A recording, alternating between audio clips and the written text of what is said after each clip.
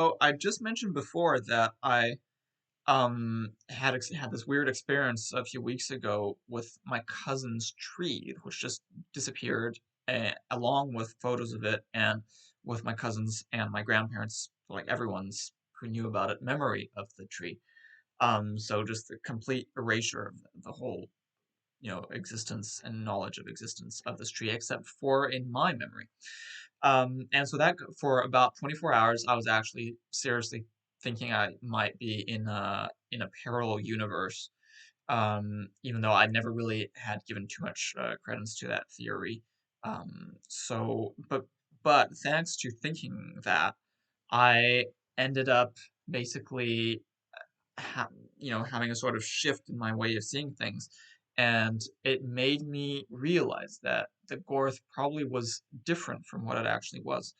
Um, I guess I can't really remember how I came to seeing it exactly, but somehow this this knowledge, I mean this impression that I might be in a parallel universe, um, got me to thinking that the Gorth might have different intentions from what I originally thought it might have. Um, and so what I've come to realize now is that it most likely is not actually the fully malevolent entity that I used to think it was. Um, and so the reason for that is, well, it just doesn't really make sense if you think about it. So, because if you think about it, well, so the theory is that back in the day, previous, equivalents to human, um, what I'm calling Anders, it just encompasses sapient species. Well, previous Anders in a previous Pelk, which means a previous universe cycle, between Big Bangs, created this thing. I suspect in the first Pelk, they created this thing in the Zeld, which is this other sort of compartment of reality. And so the question is, why did they create it? And so the hypothesis that Philip Goddard gave, right? And Philip Goddard is the person who, uh, you know, that who came up with this idea of the Gorth and where I discovered it. And so, of course, he calls it the garbage. And so his hypothesis was that it was just as a prank, like a computer virus. And that, that didn't seem obviously wrong to me, so I went along with that. But now I'm realizing that that probably doesn't make sense. And why is that the case? Because, like, right now in the world, you've got lots of computer viruses, different ones, right? You don't have just one computer virus. But on the other hand, there clearly is just one Gorth because the Gorth is completely coordinated. Like the Gorth can predict the whole future, which means it knows everything about what's going to happen. So it certainly doesn't have like an antagonist that is like doing things that can foil its prediction of the future, right? As you might expect if there were multiple competing Gorth-like things. Um, and there never is any sort of message that seems to go against the Gorth. Like people aren't being told all the time that there's this Gorth thing that they have to be aware of, which you would expect if there were other competing uh, Gorth-like things, if it was like an environment where there's a bunch of viruses. So it really appears that there's just one Gorth, which you wouldn't expect if it was a virus thing, right? Because why would there just be one virus, right? If people sort of could just make viruses as pranks, then lots of people would do it, and you'd have lots of different ones. So I've come to the conclusion that there just has to be one Gorth, which means that it's not just a prank kind of a thing, right? It's not just like a computer virus. Rather, it's something that was probably intentionally created by the whole population. I mean, it was very much a sort of collective effort. So rather than a virus, it's more like something like the CERN or something, right? A big collective serious scientific project. Um, and likely, now I think that likely there was this issue of viruses being created because like there's nothing probably to stop it from happening. Um, So what I'm thinking is that likely was actually created as an antivirus. So what happens is you had a proliferation of all these things, and they realized that it could be potentially dangerous, and so they created an anti. First, they maybe like got rid of them through like previous antiviruses, and then they decided to create this sort of, you know, like optimal, maximum, biggest antivirus of them all. And once they'd gotten rid of all the other viruses, and so this gorth was actually likely created as an antivirus, um, because they realized that there's a potential for bad things to be created there. And my guess is also that, likely hypothesis is that the Pelk was coming to the end, so that they're coming to, the next big bang. So everything, their whole, material world, everything that they built was going to be destroyed, and they were afraid that in the following Pelks, people might do bad things. Not intentionally, but like they might accidentally end up creating something really bad. So they decided to create this antivirus that would ensure that none of these new, so programs would be created, right? Because in the Zeld, apparently you can create these programs and that then influence the whole universe. And so they did it like that. And so then the problem, of course, is at the same time it can be very, very useful, right? You can create all sorts of useful programs because the Zeld, well, it has universal memory, and it also has an enormous, like, unlimited computing capacity, which means that you're actually able to know everything that's happened in the past and predict what will happen in the future, as the Gorth does both. And so, I mean, if you're going to create an antivirus that just eliminates your ability to create any kind of program in the Zeld, well, you're going to lose that ability, right? You're going to lose the ability to know the past. And knowing the past is super useful, right? For instance, if there's a crime that was committed, of course, back then, well, people were good, right? Because the reason people become bad is because of the Gorth, right? Because, of course, their antivirus plan kind of backfired. But like by then, people were good, so there weren't really many crimes. But still, like theoretically, for instance, knowing everything that's happened in the past can enable you to know for sure who is uh, guilty of a particular crime, and it can enable you to just know lots of, you know, like prehistorical facts that you might be interested in knowing. Although there wouldn't have been that many, since they largely would have probably just occupied the whole universe pretty quickly, and then they would have just recorded and documented everything. Um, but but still, I mean, there's lots of that. That's just one example. I mean, then you can also, you can compute the future, and so that's also really useful. And it can also that could enable you, for instance, to avoid, nasty accidents. For instance, that would, even back then when people were good, well, you'd still occasionally have accidents, and maybe by predicting the future, you could enable that you could avoid that from happening. Um, and so I guess they would have realized that there's lots of good potential applications of having programs in the Zeld, and so they're reluctant to relinquish their people's future ability to use the Zeld at all, for and create programs at all in the Zeld. So what they decided to do is instead, well, they figured we will allow programs to be created as long as they are actually beneficial, right? And but from that perspective, suddenly they realized, well, we could just create one program that can do everything, right? So instead of letting people create other programs, let's just have this program do, have this function of doing whatever people want it to, as long as it's actually good, right? And so then from that point on, they had to essentially determine what was good. And so that would have been along the lines of what we call utilitarianism, what I call enjoyism, right? So good is what creates the most enjoyment for overall people. And I think so there would have been, this sort of scale, like if there's positive enjoyment, then that is valued positively. If there's negative enjoyment, that's valued negatively. And also there probably would have been a threshold just for any single being, right? Because we don't want any single being to experience too much suffering, right? So there simply would have been a threshold saying that no single being, not any single being can experience more than a certain amount of suffering, or a certain amount of, ratio of suffering to enjoyment. And right, because we don't want, like, it wouldn't be right for loads of people to experience more enjoyment at the expense of one being that experiences an enormous amount of suffering, even if the total amount of enjoyment is increased. So they would have given that as basic moral guideline for the gorth. And so that is why I think that the gorth is good, because right, they wouldn't have given it some immoral guideline. They wouldn't have. So see, well, I thought it was that was a prank. So, but we'll get back to that just regarding the morality of it. But just for now, I like to point out. So they gave this gorth this instruction that you only allow programs that respect this ethical condition. But then they realized that actually that wouldn't really, like at that point they might as well just let the gorth actually be the program that does that.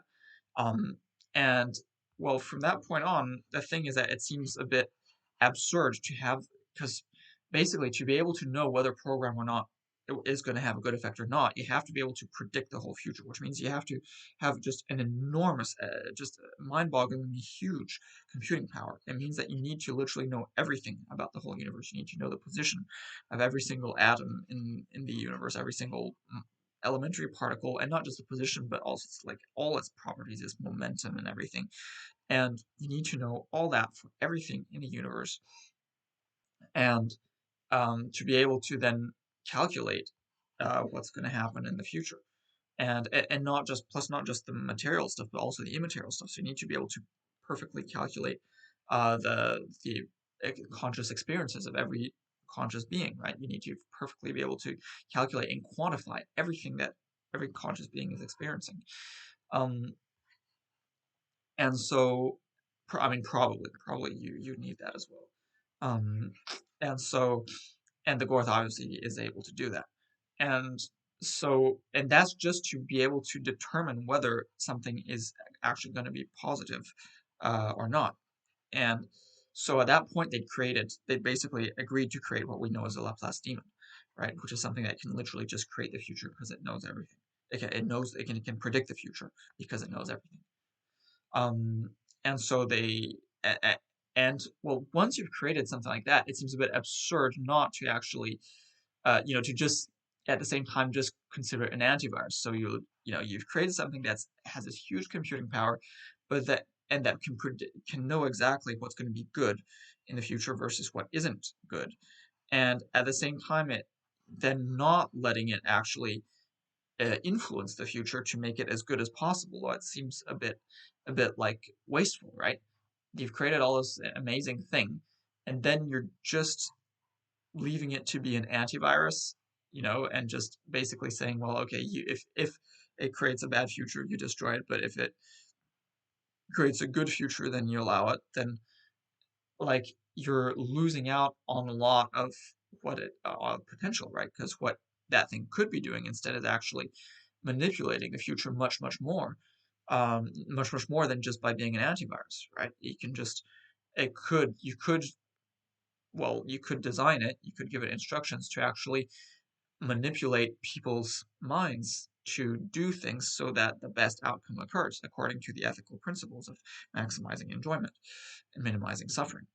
Um, and so um, that's essentially what they decided to do, and there probably was some resistance. People, thinking, well, maybe there's going to be some unexpected bad outcome, but at the same time, well, they would have had, you know, I mean, they would have never had an equivalent thing before, right? They would have had lots of experience with artificial intelligence, and like their whole lives would have been, you know, enhanced by artificial intelligence over most of the existence of the universe up until then.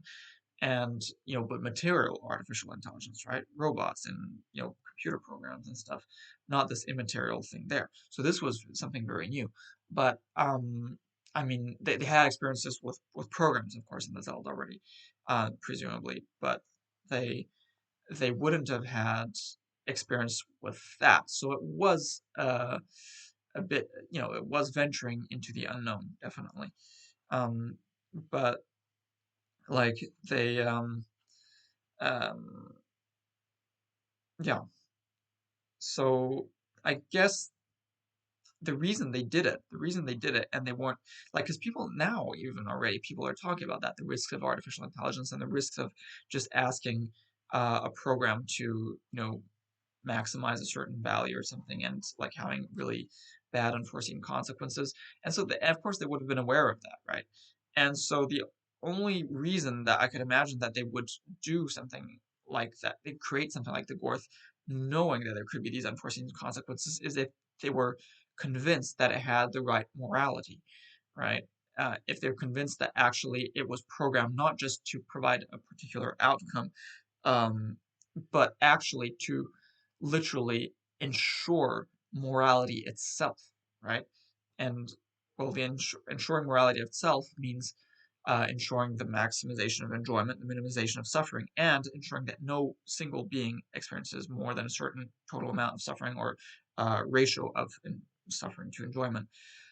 Um, and that to me is the obvious ethical principle. Um, like at least from a very abstract perspective.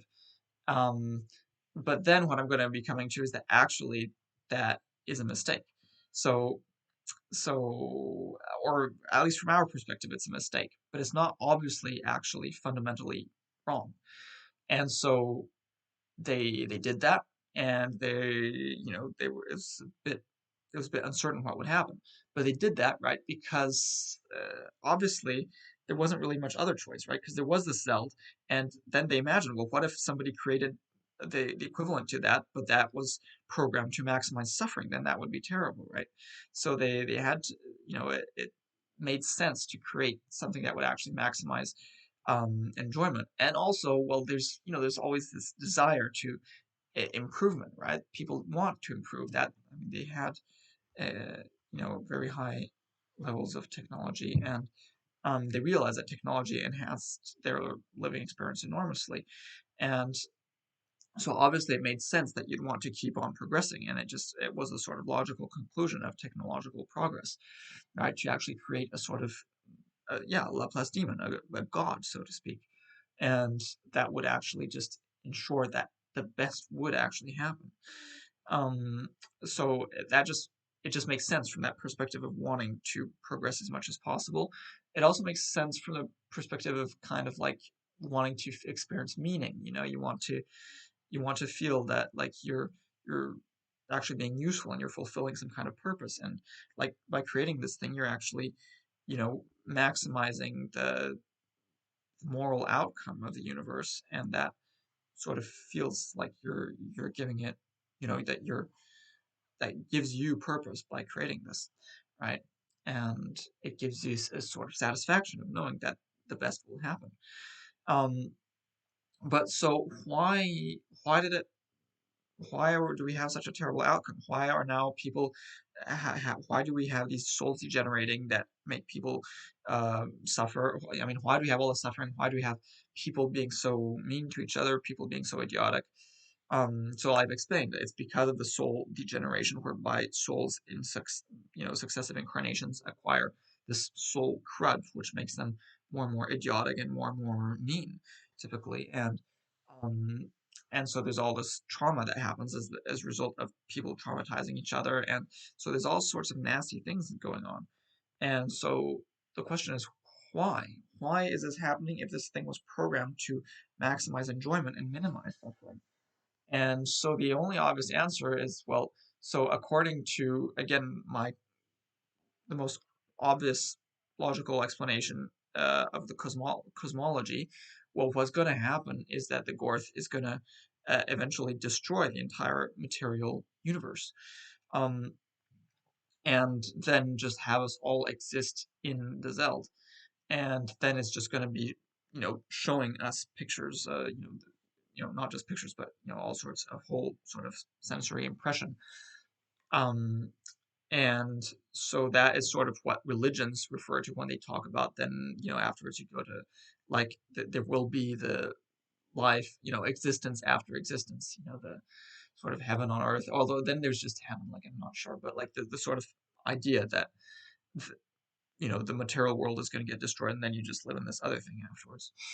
Um, so basically the idea is that this would not be happening otherwise, right? If it weren't, I mean, before the so-called flood event, or just a bit before the so-called flood event, well, which is a consequence of souls degenerating. So before, oh, hi, Stern Lacey.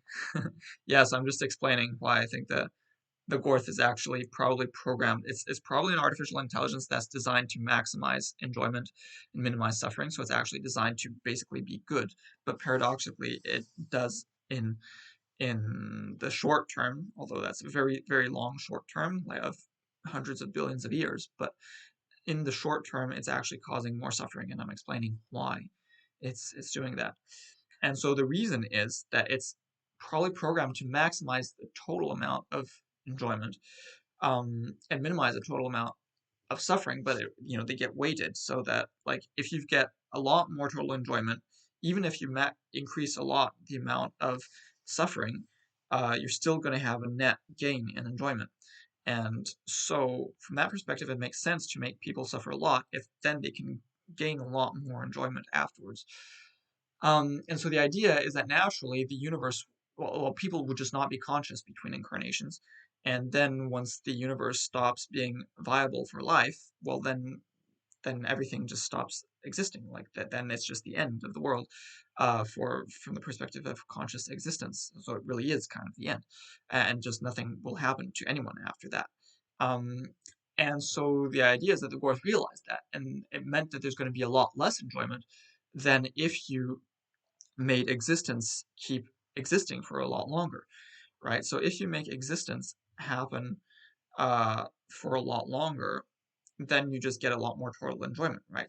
So it makes sense to want to prolong time for conscious beings, prolong the duration of consciousness for conscious beings. And the way it does that is by forcing conscious beings to um, exist in the Zeld. And so the first thing that it's done, the first step was forcing them to exist consciously between incarnations, and that presumably is what's causing this soul degradation. Um, and so, but that is actually not really the long-term goal. That is, in fact, it's not doing it really right now just to prolong the existence of being so much as to cause the soul degradation, which causes suffering. And so then that's the paradox, is that the soul, so staying conscious between incarnations, um, that will lead to soul degradation, apparently, which will cause people to be more idiotic and cause suffering to one another. And so why? Why is this happening? Um, and so the only plausible explanation is that that will be the required thing to happen to make this this transition to existence in the Zeld after the basically destroying the material universe so that everybody just exists in the Zeld. That requires suffering. And so, and it's a bit weird because at the same time, well, just existence in the Zeld between incarnations doesn't really seem to have required all that much suffering. And maybe it did require some amount of suffering, but just psychological suffering, because, um, right, until people started existing, being conscious between incarnations, in the Zeld, people were not idiotic, and so they wouldn't have been cruel to each other, and so there wouldn't have been that much suffering, um, and you wouldn't have had this phenomenon of attached, degenerate souls, right? Which is what gives us, which is the biggest source of psychological problems that are not caused by external material events. So you wouldn't have had any of that, and so there would have still likely been a bit of suffering caused by the gorth, but the gorth would have been a lot weaker up until then. But still, nonetheless, the gorth did eventually have the power to make people stay conscious between incarnations. So the question is that, like, well, given that the gorth already has the power to make us stay conscious between incarnations, why does it need to destroy the material universe, right? Like it could just basically make people, because it can actually slow down time between incarnations apparently, so it can make time appear really long to people in the Zeld, much longer than it actually would appear to them if they were incarnated in the material world, in what I'm calling the Rald. So why doesn't it just do that? And then, like, once souls are not able to incarnate at all anymore, once the universe is over, I mean, once the universe is no longer viable for life, why doesn't it just keep on, keeping the conscious souls in the Zeld, that would just be equivalent from those beings' perspectives, that as as destroying the Zeld. And so meanwhile you wouldn't even need to, so it already has the capacity to do that, and there would be no need for all this suffering to be caused right now, right? um because it could, yeah, it could just let life sort of go on as it's doing now. And um and it could actually enable us to have like advanced technology and everything, but it would just keep us, um it would just have our souls go into the Zelds between incarnations. So why doesn't it do that? And that is a bit mysterious. It's not clear why it's not just doing that.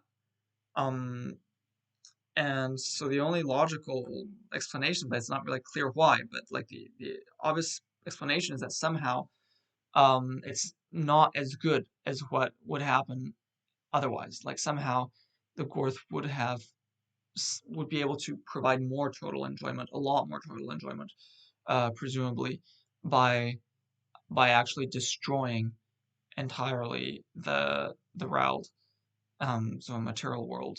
And so that is why maybe somehow that makes it be able to prolong existence a lot more, or to provide a lot more intense enjoyment or something.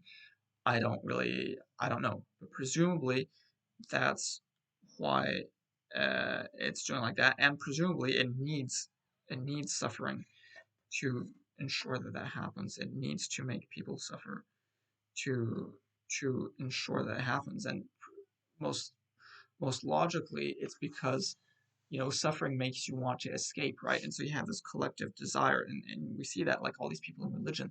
So there's this belief that they were going to live in this sort of supernatural realm afterwards, and there's this desire to live in this supernatural realm afterwards.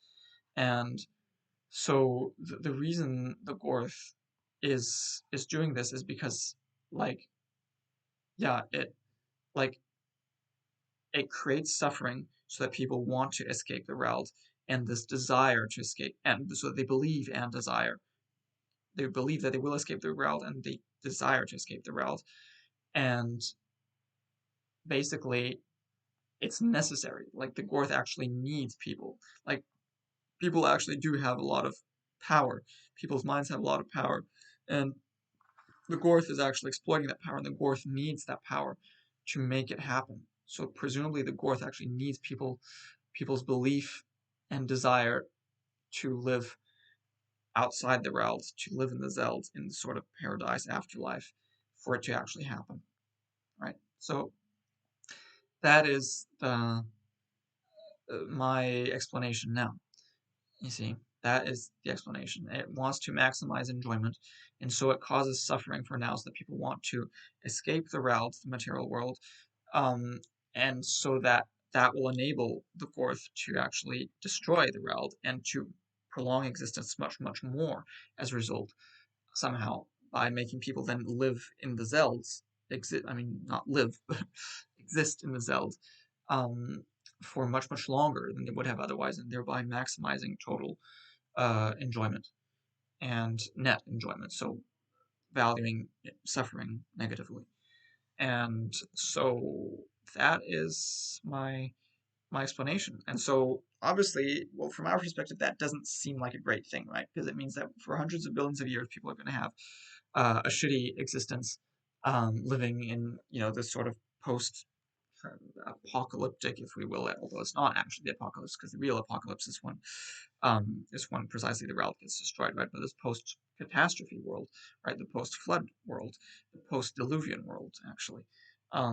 And so we're living in this post diluvian world, that is very, very bad. Like right now, we're just at kind of the best level that we can expect, but mostly it's going to be more like we've had, you know, over the past existence, and we've seen that it's bad, right? There's all sorts of terrible suffering, right? There's wars and slavery and, you know, and disease and stuff, and it's going to be like that. And of course, potentially also lots of suffering between incarnations, because I mean, some people obviously are, at least during near-death experiences, they get like hell experiences and stuff. So there's lots of potential for extreme suffering even much more extreme suffering, actually, or actually much more protracted extreme suffering um, between incarnations. So that is another thing to fear. But um, yeah. So and of course, then I think we're also attached to material existence, and I don't really think we want it to be destroyed. I mean, I don't really want it to be destroyed, and I don't want it to be fake because then it's just going to be fake, right? Then the gorth is just going to just tailor our own experience to each being, and so we're each going to presumably have our own little solipsistic existence for a very very long time, and presumably very enjoyable, but just completely fake, right? Um, and so that is not something that's really appealing to me. And so then I asked myself, well is it like how do I explain this? Like, what are the fundamental moral values that can explain this? And so that has actually led me to changing my fundamental moral values in my constitution, and that will show in an upcoming stream is how I've changed the constitution because I like the beginning of the constitution has the fundamental moral values, and so well like what I came to realize is I mean I guess my first step was to add extra values, right? So I added like extra values that people will often bring up, and so those included things like, um, well, firstly it was freedom, right? So the precisely like the idea that you're free to do what you want, and so that's also like preference satisfaction, right?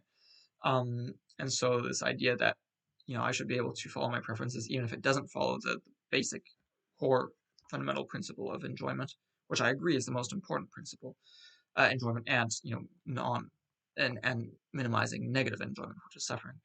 Um, and so I realized I came up with this idea that we had to add freedom, and we also had to add just reality. So the fact that you can actually live in the real world, right, in the Reld as opposed to the Zeld. And so then I wanted people to be themselves good people. Like I wanted them to be rational. I wanted them to be ethical, moral, and I wanted them to be able to be knowledgeable, right, to actually know the truth and not just be fed a bunch of lies. And um, I wanted also there to be, fairness, justice. Like if people did bad things, that they be somewhat, uh, experience some amount of retribution, or if they did good things, also that they would be experiencing some amount of reward.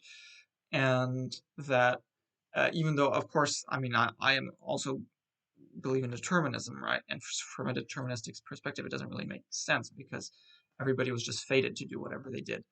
Um, and so then I even had like a few sort of extra principles, and like the final principle that I added was beauty, right, to maximize the beauty of the world.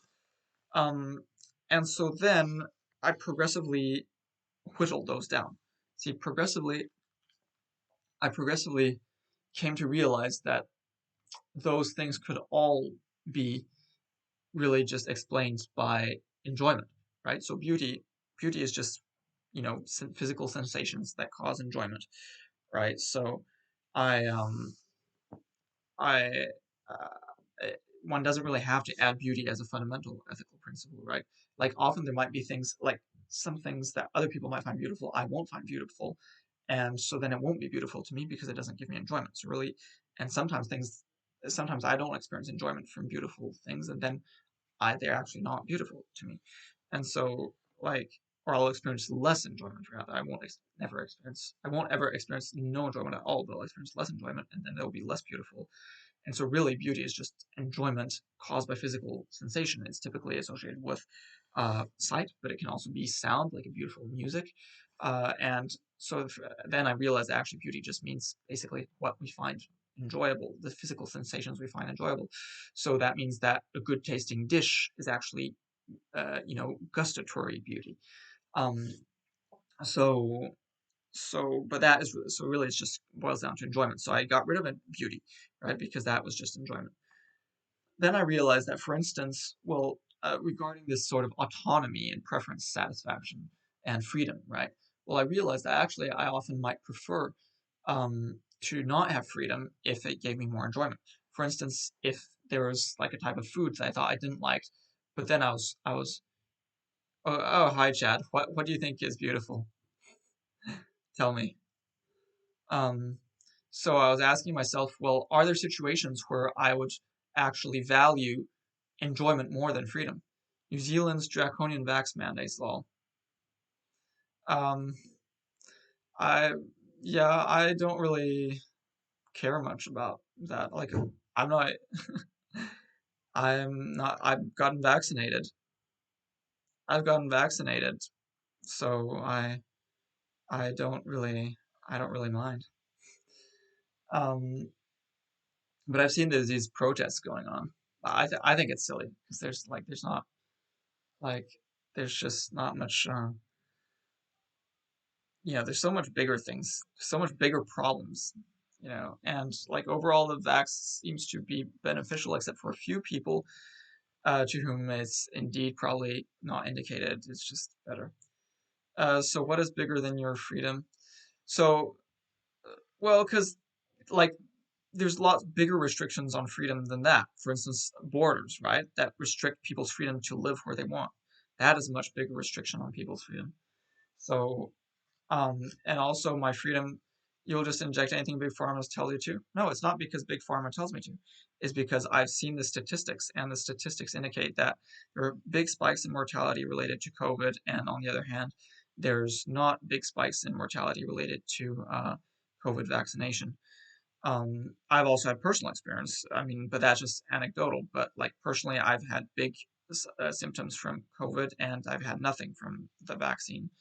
So, and we've seen like COVID, yeah, there can be lethal side effects from vaccines, but there's more lethal side effects from COVID. Some unlucky people will in fact die from the vaccine, and they wouldn't have died from COVID, but like, it's statistically, it's more likely to be the other way around. And so, yeah, and anyway, and I was talking about freedom right now. Like, freedom to me isn't actually a fundamental ethical principle, in as much as in some cases I might enjoy not having freedom. For instance, if I was a kid, I might be forced, I could imagine myself not wanting to eat a certain food that I thought I wouldn't like, but then if I was kind of made to eat it and I realized I really liked it, then I would actually appreciate being made to eat it. I can also imagine myself, for instance, being like kidnapped uh, by like an attractive woman and then being like made to have sex with her, and that would be like a limitation of my freedom. But I would actually enjoy that more than freedom. So in fact, I basically value freedom only in as much as it brings me enjoyment. And so then there's another principle which was knowledge. So I like this idea of being knowledgeable or at least having access to knowledge. But what I realize that most of the time I don't care. Like there's tons of stuff that I don't know, and I really don't care at all about not knowing it. And it doesn't give me any pleasure to know it. Like I could read like textbooks about stuff. I could read all sorts of stuff about all sorts of things, and I would have more knowledge, but I wouldn't really value it all that much. I really just don't care that there's tons of stuff that I don't know. So that too, I realized wasn't really a fundamental ethical principle. And so then I was left with just three things, which was reality, so just living in reality and um, being ethical and being rational and being ethical. And so and that was sort of more that seemed more important to me, right? Because somehow I really just didn't like the idea of uh not being those things, not being in the real world and not being rational and not being moral, right? I didn't want to be an irrational, immoral person or a person living in some sort of fantasy simulation. Um, and that actually was like that really is important to me. So then I tried to figure out um, a way of sort of even narrowing it down a bit more to sort of explain.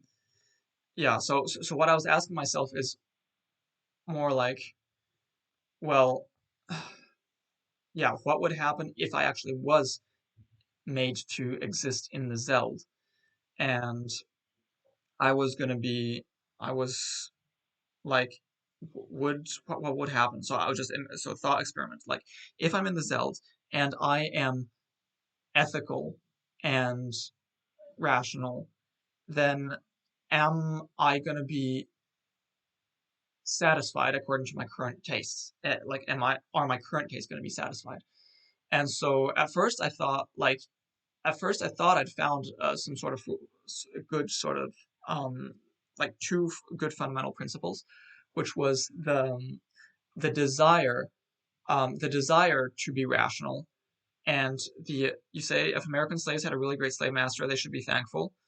Well, no, it depends. Like yes or no. If they actually had an existence that was more enjoyable than if they weren't a slave, then yes. But I just don't think that's the case. um, I mean that's just so far from reality that I mean the reason we don't like slavery is because it eliminated enjoyment. But if it did actually, find it super enjoyable, then I think it would have been nice for them. Yeah. Um, but so what I was thinking is that right because the desire, this was my logic, is that the desire to be rational, then at the same time we're requiring that people's enjoyment be satisfied.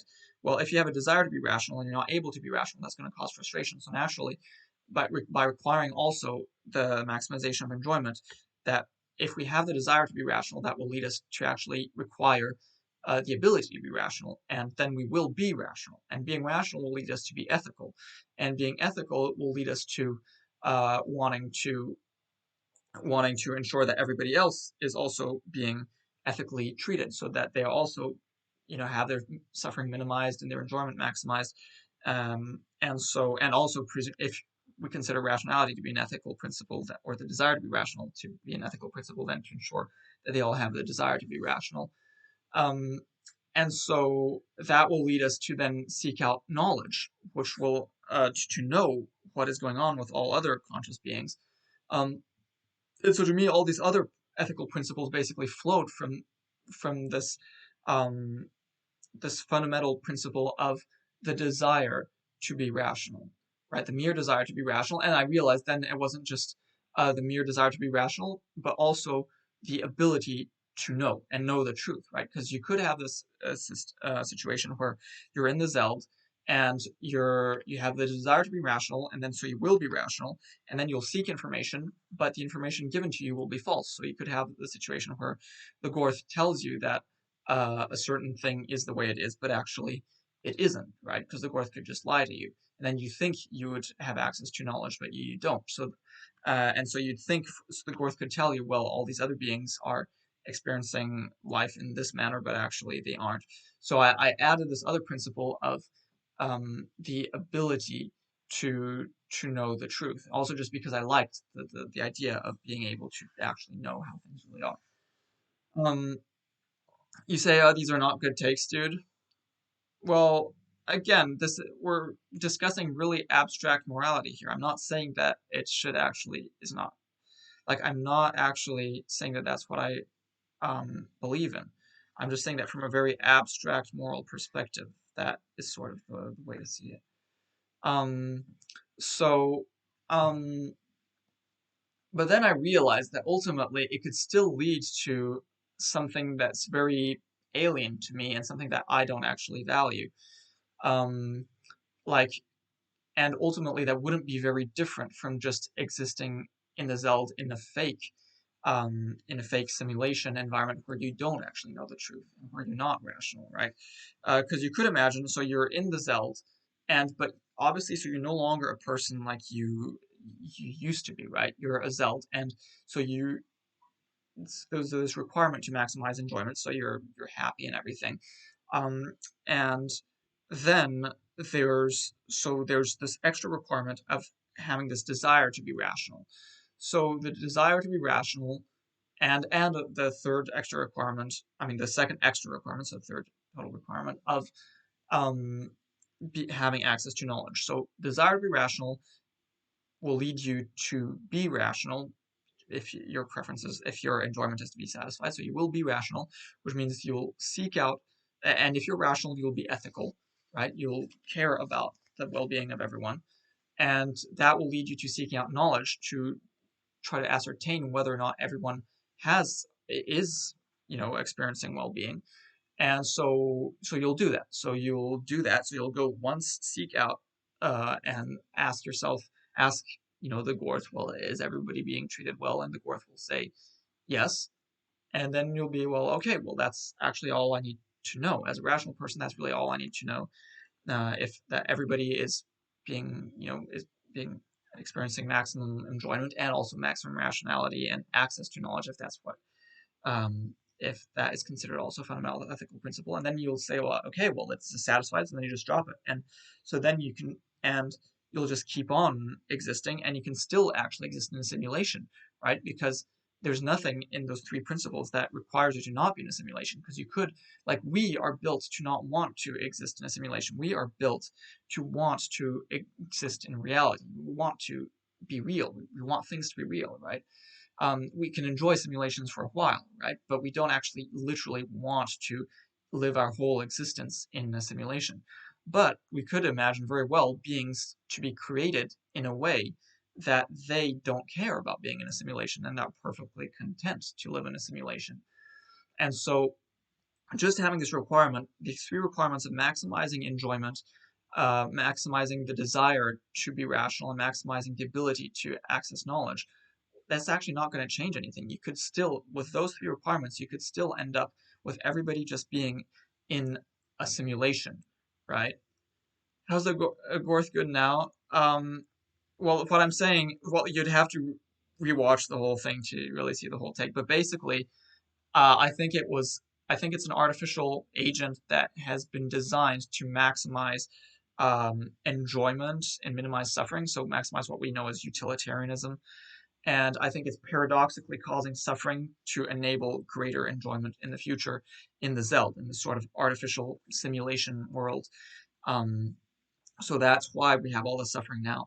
It's basically, it causes suffering to make people want to escape the material world, what I'm calling the Reld, and that desire will actually create the force required to destroy the material world and have everybody go into the Zeld thing, where existence can be prolonged for much more, and enjoyment can be much more intense, and thereby satisfying the programming of the Gorth, which requires to maximize enjoyment, and maximize net enjoyment. So the enjoyment minus suffering. And so yeah, so bizarrely, somewhat paradoxically, but still very logically, uh, increasing suffering in the short run, well, that will actually increase enjoyment in the long run. So that is why I think the Gorth is good, so to speak, but it's still obviously not a great thing. It's not something that really I particularly like. So what I was saying is, anyway, so you've got these three principles, and so you can still actually end up being in a simulation, and you just wouldn't care that you're in a simulation, because the only thing that a rational person really cares about is knowing that other beings are okay, that they're not suffering, or suffering as little as possible, enjoying as much as possible, and potentially also benefiting from, if we consider these two other things to be fundamental principles, then also that they have these two qualities maximized. Um, and so yeah, uh, and I don't find that satisfactory. Like, I don't really like that, this idea of just being myself in my own little solipsistic simulation and being okay with it. I like, obviously it's better than suffering, right? So it's obviously much better than than if the Gorth had actually been programmed to maximize suffering, which I really hope is not the case, but I really don't think is the case anymore. Um, but it still doesn't really satisfy me. And so then what I realize is that ultimately, well, what is it that I want? And what I realize is that what I want is actually none of these fundamental, is none of these sort of more abstract, more sort of noble, potentially, ethical principles.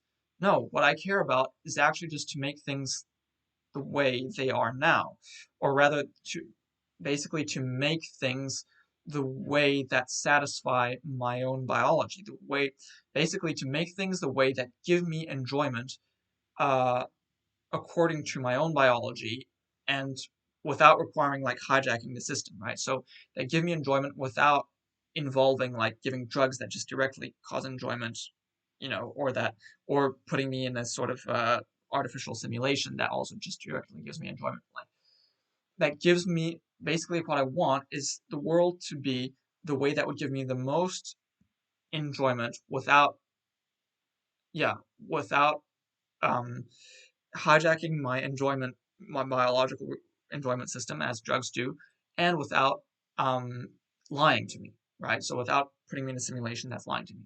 That is what I want. And so ultimately, it's just about satisfying preferences. So there is this thing that we know as preference utilitarianism, which is about satisfying beings' preferences. But according to preference utilitarianism, that that scenario that I said before, that where everybody is just in their own solipsistic simulation in the Zeld, that actually would work according to preference utilitarianism, because at that point beings would have their preference be to live in that kind of a simulation, right? I mean, it could be like that, and so you could still have preference. I mean, in that scenario, it would be like that, and so you would have preference satisfaction. So, and I wouldn't find that satisfactory though. So, for me, that is not the fundamental like principle.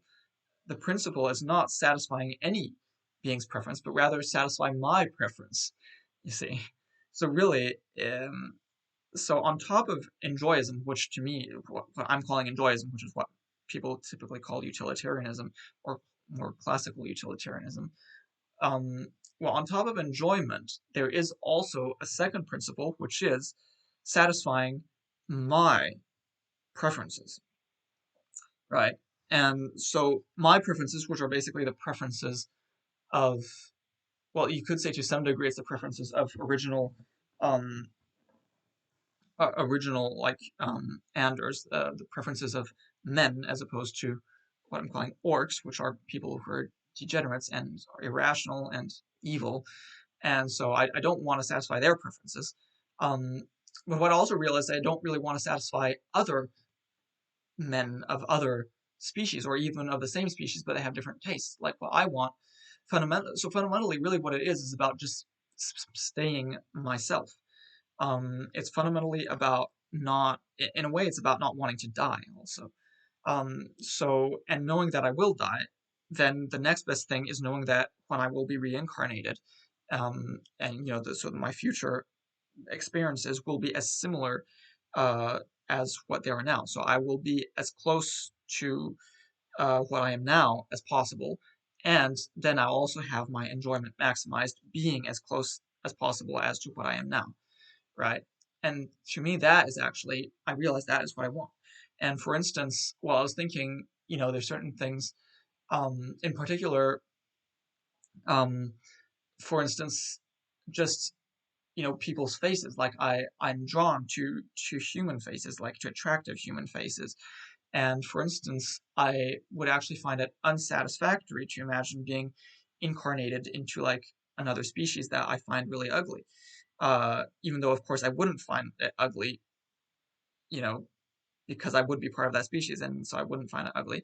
I also wouldn't find it satisfactory, for instance, to modify humans so that they become all ugly, or even to modify our preferences so that I would be okay with other humans being ugly or something. You see what I mean? Like I don't like the idea of being different. I don't like the idea of, for instance, making everybody ugly, but then making everybody okay with being ugly. Um, and so really what I so and so like at the same time, there's no like violation of any particular abstract higher moral principle, right? It's not There's no violation of like autonomy or knowledge or anything like that. There's no violation even of beauty as a more abstract concept, right? Because they would find themselves beautiful. It's just that I wouldn't. So again, if it if I find it unsatisfactory, it's really just because it doesn't satisfy what I am now. Um, and of course, that is kind of unavoidable, right? Because there are going to be like different species and different, um, you know, the universe is huge, right? So there are presumably, I mean, we could, if superluminal travel is possible, then we could presumably just turn everybody into humans. But even then, you'll have, the Pelk, the next Big Bang, and that will wipe everything, and presumably then the next Pelk, in the next universe cycle, will have different species. And so it's kind of inevitable, actually, that you end up being in a different species, and that you lose the sort of human look. Um, and actually, it wouldn't be a problem, right? It actually doesn't matter because they would find themselves attractive. So this is the question then: is am I just being silly? Like, am I just being silly and just basically being overly attached to what I am, um, or not? Like, and see, that's the thing, and that's why I think that it's totally understandable that people did actually build the gorth, and that it's not actually an absolute truth that the gorth is evil, because what you realize is that just satisfying one's own current preferences is not really fundamentally like that rational, at least from an abstract perspective. Well, the only thing that really truly is rational is maximizing enjoyment and minimizing suffering, and and also ensuring that no single being suffers more than a certain amount. And so so it's understandable. Like, if from a truly totally dispassionate abstract perspective, the Gorth probably is good, not just good, but the best. It's like literally omni, like maxi benevolent in a way. It's like, in a way, it really is like the sort of, Yahweh, the so-called Abrahamic God is meant to be, right? Omnipotent. It's not yet omnipotent, but it will be once it destroys the realms, right? Once it destroys the material world. It's omniscient. It already is omniscient and has been so for quite a long time, probably. And now we're realizing that it actually is omnibenevolent, even though it's causing huge amounts of suffering, because it will actually that huge amounts of suffering will cause more enjoyment in the future. Um, but I don't like it. I don't like it because it doesn't satisfy my preferences, because I don't like this idea. First, I don't want to experience all the suffering in the meantime. And secondly, I don't like this idea of living in a simulation afterwards. Um, so, and so what I've come to realize is that, yeah, I just I wanted enjoyment, yes, but I want enjoyment as me, or as a person like me, essentially. That is it. And so the second value is, you could almost call it conservatism. So bizarrely, even though, the things that, the creatures we call conservatives, and the terrible ideology we call conservatism, that I hate, and it's terrible, and that is what I call degeneracy, is what I call evil, because that's what it is. It is evil. The Gorth knows it's evil, but it does it precisely to cause suffering so that we can have more enjoyment afterwards in the future. But yeah, this thing is, I mean, that ideology of what we call conservatism, obviously, is not conservatism, right? That is just idiocy and evil. But at the same time, there is very much uh, another thing that would make much more sense to call conservatism, because it's actually much more like what people would have believed in for most of the existence of the universe up until quite recently. Well, up until the so-called flood, and and well, conserving things like it was then. That to me is kind of a value, but it's not just like it was then. It's actually conserving my own cases, me as well. Um, so really, it's like, you could call it self-preference conservatism or something. I'm not really sure exactly how to call it, but yeah, that's essentially, to me, that is a second fundamental moral principle. Even though from a very abstract perspective, I could agree that that's kind of wrong. Um, and so that is why I want to destroy the Gorth, actually, is because it's not satisfying that second principle. And also, yes, because, well, potentially one could consider that negative utilitarianism is correct, and that really minimizing suffering is the only thing that matters. And from that perspective, well, there's still going to be, the Gorth is creating more suffering than there would otherwise be. And so, even if it's also causing a lot more enjoyment.